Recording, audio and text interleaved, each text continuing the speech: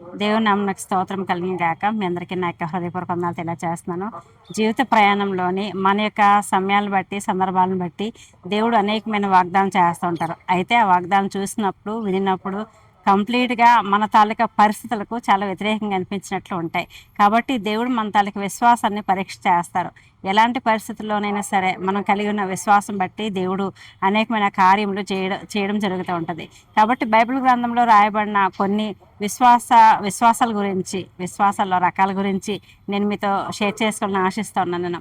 మొట్టమొదటిగా యేసుప్రభువారు తన యొక్క స్వదేశంలో చేయుచున్న అద్భుత కార్యాలు, ఆశ్చర్య కార్యాలను బట్టి వారందరూ కూడాను చూసినప్పుడు మరి ఈయన మనతోటే పెరిగినవాడు కదా అని చెప్పి అనుకున్నారు. కానీ ఆయన చేసే కార్యాలందు వారు విశ్వాసం ఉంచలేదు. కాబట్టి అక్కడ రాయబడుతున్న మాట ఏంటంటే వారి తాలూకు అవిశ్వాసం బట్టి దేవుడు అక్కడ కార్యాలు చేయలేదని రాస్తున్నారు. మత్తయి రాసిన సువార్త 18:58 ఈ మాట మనకి కనబడుతుంది. రెండవది మనం చూసినప్పుడు అల్ప విశ్వాసం.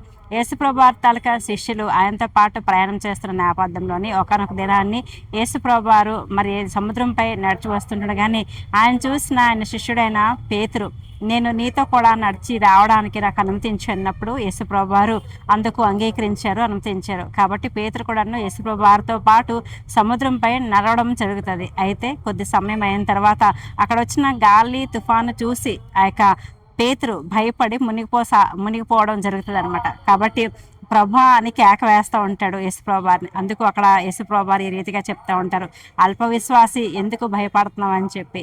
అంటే ప్రక్కనే ప్రభు, ఎదురుగానే ప్రభు ఉంటున్న నేపథ్యంలో సమీపంలో ఉంటుండగా కూడాను తన తాలూకా చుట్టూ ఉన్న పరిస్థితులను బట్టి, స్థితిగతులను బట్టి, గాలి తుఫాను బట్టి అతను అల్ప విశ్వాసాన్ని అక్కడ కొనసాగిస్తున్నట్లు లేకపోతే కనుపరుస్తున్నట్లు మనం చూస్తూ ఉన్నాం మనం.